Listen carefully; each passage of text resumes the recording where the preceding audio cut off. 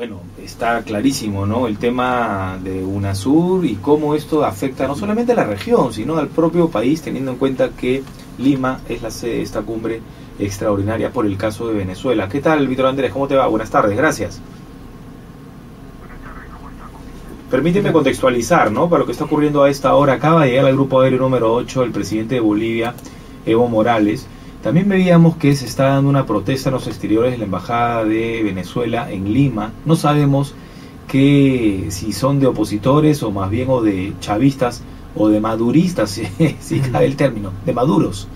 Y por otro lado, en Palacio de Gobierno está el presidente de Portugal, pero bueno, en una reunión con Ollanta Humala, en una cita bilateral, ¿no? Una gira ya pactada, además, sí, ¿no? Que no se ha podido mover. Pero más tarde se viene lo bueno, Víctor Andrés. ¿Qué opinión te merece todo lo que está pasando? Y cómo es o de qué manera esto afecta o ayuda de pronto al gobierno de Ollanta Humala a nivel internacional, ¿no? Estamos como en el ojo de la tormenta.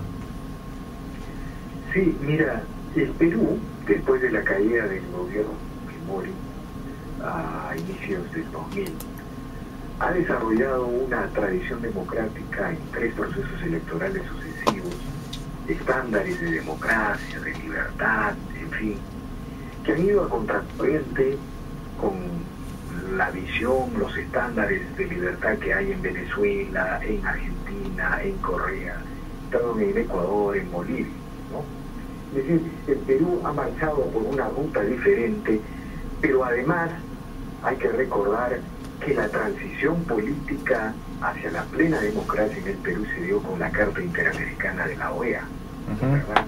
Es decir, la OEA cumplió un papel protagónico, ¿no?, en la restitución de la libertad en el Perú. Bien, considerando estos hechos, estos antecedentes de ubicación histórica de la reciente historia del Perú, el Perú el día de hoy está embarcado con pies y cabeza en este tema de UNASUR. UNASUR es un proyecto que nace por decisión de los intereses brasileños o del Estado de Brasil, que de alguna manera quería desarrollar una geopolítica sudamericana un poco distante de Estados Unidos ¿no? Para eso, de alguna manera, el Brasil compromete su participación en el UNASUR, pero por otro lado estaba el régimen de Hugo Chávez, que quería desarrollar una visión, una política en el UNASUR, de modo tal que contrapesara todos los mecanismos de vigilancia, de supervisión, las convenciones, los tratados, le otorgaban a la OEA y a sus organismos respectivos. En ese contexto, el UNASUR el día de hoy se va a reunir, convocado de emergencia.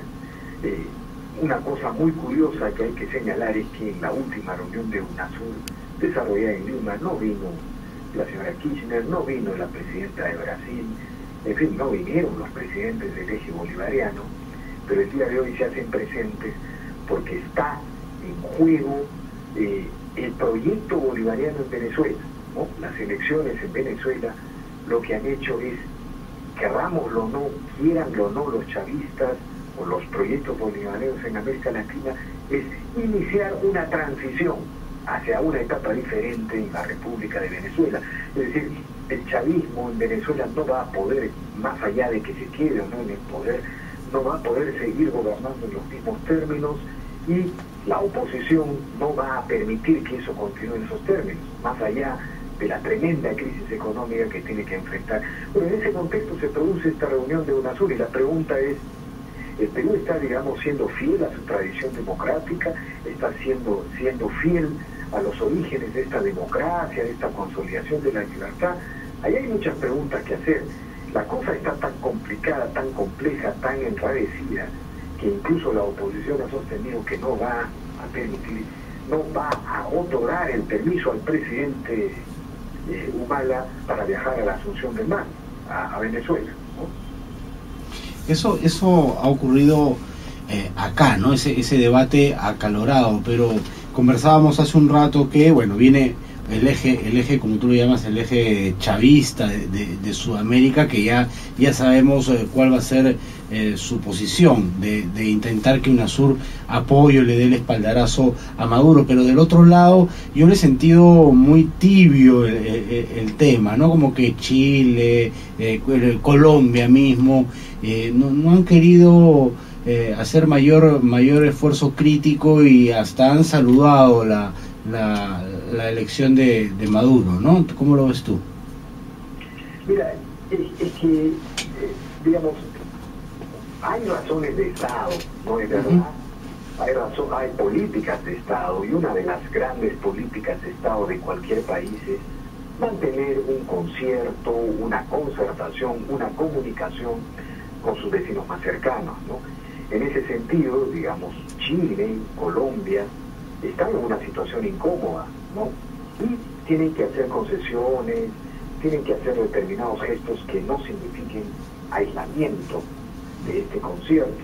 Lo mismo, digamos, hay una etapa en la que el presidente Ollanta aparentemente enfría sus relaciones con el eje bolivariano, y bueno, el eje bolivariano no viene a Lima en la última reunión de UNASUR. Prácticamente se produce un desaire latinoamericano cuando Humala empieza a asumir el tema de la presidencia pro tempore de UNASUR. Bueno, son políticas de Estado que uno puede entender. Ahora bien, ¿cuál es la actitud que va a asumir UNASUR? ¿Qué escenarios podrían presentarse en la reunión de la noche? Yo creo que es bien difícil que UNASUR respalde categóricamente a la elección de Maduro, ¿no? Y por otro lado descalifique categóricamente a la oposición, a la oposición venezolana, porque eso caería en saco roto, como se dice, ¿no? Porque sería una simple declaración, y finalmente no solamente sería una palabra que se lo lleve el viento, sino que la propia UNASUR como tal se convertiría en una declaración más, en un organismo decorativo más, porque la realidad diría lo contrario. En ese sentido, creo que no sería extraño que esta noche UNASUR llame al diálogo, ¿no? Afirmando posiblemente la elección de Maduro, llamando a respetarse la institucionalidad del sistema electoral venezolano, institucionalidad entre comillas, pero sin negarse o sin negar la posibilidad de una convocatoria a un diálogo. Pero ese escenario es la oposición venezolana para encontrar una salida y recuperar la gobernabilidad en Venezuela. Ese escenario es un poco complicado, ¿no? En la medida que Nicolás Maduro ha arreciado para mantenerse en el lugar, y la Asamblea Nacional Venezolana también está cada vez más dura. Entonces, un pronunciamiento de UNASUR por el diálogo, tal vez Maduro lo interprete como que están en contra de él, ¿no? Debido a la actitud, digo yo, que ha adoptado Maduro. Digamos, esto no va a ser, creo que el realismo se va a imponer, ¿no? Esto no va a ser ni blanco ni negro. Probablemente UNASUR llame a respetar los resultados electorales, pero por otro lado va a llamar a un diálogo. Digamos, el lenguaje diplomático es muy sofisticado, ¿no? Ni van a, por ejemplo, no se van a allanar a un escrutinio del 100% de las actas como pide la oposición, pero algún guiño van a hacer en ese sentido, ¿no? Ahora bien, es lamentable que países como Perú, países como Colombia, países como Chile hayan dejado de lado el papel tan importante y tan trascendente que ha cumplido la Organización de Estados Americanos en América Latina en los procesos de vigilancia, de monitoreo de los sistemas democráticos, ¿no? La OEA es una organización que tiene tratados y convenciones que respaldan su actuación, incluso tiene sistemas de justicia, la Corte Interamericana, la Corte de San José, en fin. Víctor Andrés, permíteme, ya que estás tocando ese tema de los organismos internacionales, ¿no consideras que debió haber, porque lo que pasa es que claro, en Venezuela es un poco complicado entrar, ¿no? Pero en otros países, cuando ha habido estas irregularidades, han sido denunciadas por organismos como la OEA, como la Unión Europea, y los países han hecho eco, digamos, de esa denuncia. No es el caso esta vez. No ha sido así porque la estrategia del chavismo en Venezuela, como se dice, siempre fue disparar contra la OEA. Recordemos más. Pero entonces UNASUR no debería en todo caso evaluar, UNASUR no debería evaluar la continuidad de Venezuela, ¿no crees? No fue apuntar contra la OEA, ¿no? En el caso, por ejemplo, de el gobierno de Ecuador, el gobierno de Argentina, la estrategia ha sido apuntar, disparar contra la Relatoría Especial de la Libertad de Prensa. Víctor Andrés. La OEA ha sido sometida en los últimos años por estos países bolivarianos a un fuego constante y dañado. Pero hay un problema entonces, Víctor Andrés, la OEA no puede funcionar contra los estados.